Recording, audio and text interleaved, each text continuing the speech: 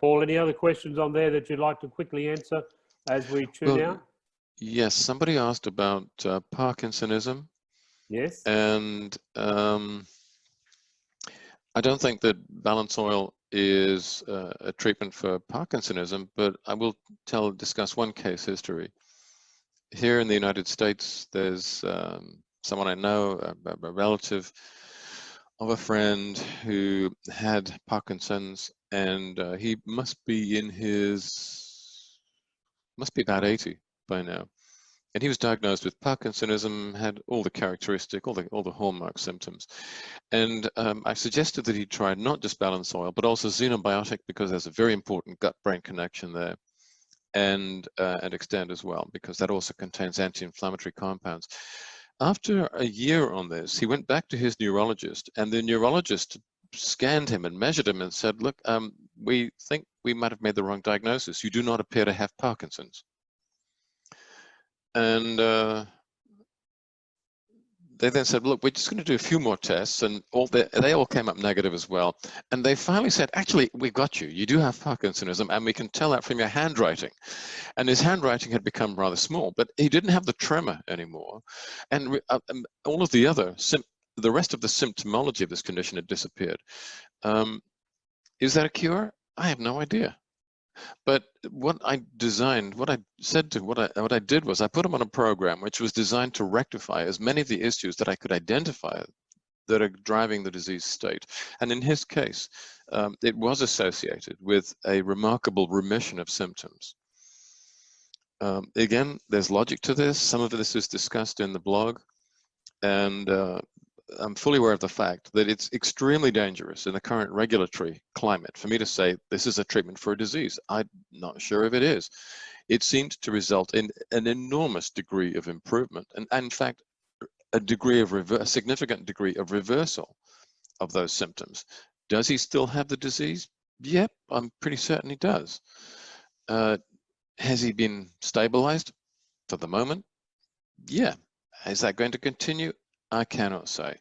This is not science. This is just treating an individual patient, and I'm reporting to you at this moment what the results are, and that's all that I can say.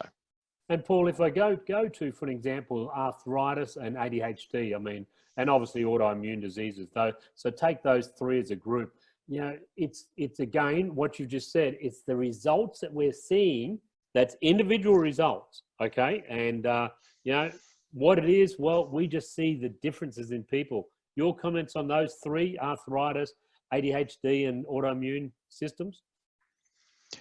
We can't say that we can cure anything. We can't say that we can cure any disease state, because the law says you can only say this if you have a pharmaceutical product, which is nonsense, because the pharmaceutical products, as we know, don't cure a damn thing, except with the exception of the antibiotics.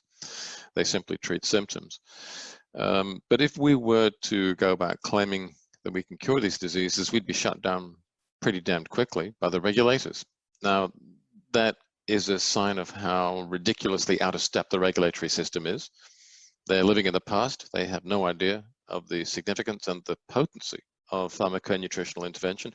Eventually, they'll probably redraft the legislation to take this new science into account, but we're still dealing with a completely obsolete regulatory system, even if we have no respect for it, even if we know that it doesn't work, even if we know that it basically functions to protect the interests of the pharmaceutical company. The law is the law, and we have to abide by it. So we don't talk about cures. However, we do see a lot of people doing extraordinarily well on pharmaconutritional intervention. You know, there's one case, then half a dozen, and then we see 50, then 100 cases. And as a scientist, what I would say to you, none of this proves anything. These are just case histories. But there's a lot of smoke there. And where there's smoke, where there's that much smoke, I'm pretty certain that there's some fire going on there too. But in order to prove that, we need to do prospective randomized clinical studies designed in a robust fashion that I can bring my clinical colleagues on board with. That is where the proof will be generated, and I can tell you that that is the direction that ZINZINO is now going in. Look, and that's what we know with the future of the company, the direction, as you're taking it. And, you know, it's again, watching and seeing all these different cases and the amount of people coming up to us and talking to us, you know, online and also offline is, you know, it's outstanding. People writing their own reports on Facebooks and social media. Guys, that's the only way to get the word out. Tell your own story. Don't try to convince other people about it. Tell your own story. And other people will resonate with that and go, I'm just going to try it. I'm just going to try it. That's how I see it, Dr. Paul. And that's why we have so many doctors working with us now. I mean, we're in, I think, 24, 25 countries. And in each of those countries, we have rapidly increasing numbers of doctors who are working with us, which I'm delighted by, because these are my colleagues. These are the people that I need to talk to and maintain links with. What happens is that the doctors see a patient of theirs who they've been treating for a long time, who they know, who are basically on that downhill slope. And the patient then comes back 6 months later and says to the doc, hey, I don't need the drugs anymore. The doc says, oh my God, what do you think you're doing? And they investigate the patient and find that the pathology that they had, which necessitated the pharmaceutical intervention in the first place, has either disappeared or is considerably better. And the doc thinks, if they're open-minded enough, well, there must be something going on here. Then the doc sees a second patient, and maybe a third. And then they think, oh, there really is something here. Maybe I should try it myself. No, hold on. I've got a loopy old aunt who far out on the fringes of the family. I don't care about her that much. Let's dose her up. And they or an uncle or whatever, or and then they see for themselves someone that they know getting better. And then they start using the products themselves. And doctors get sick too. They're living the modern lifestyle, eating the modern ultra-processed toxic diet. They have health problems. Then they notice themselves getting better. And at that point, they become convinced. And at that point, many of them become really passionate advocates for what we're doing. I think that doctors have terrible training. They're taught that it's all about pharmaceuticals. That's all they really learn. Once they get the bit between their teeth and realize that what we have are products they can use to have a major impact on their patients and really turn their health around, that's what they want to do. That's why most doctors go into medicine in the first place. And then they get really interested. And some of our most powerful advocates now are inside the medical profession. And that's what I'm seeing, okay, with the wellness professionals coming on board, and especially here in Australia, guys. You know, people, they're getting in, they're testing, they're using the products, starting to see the results.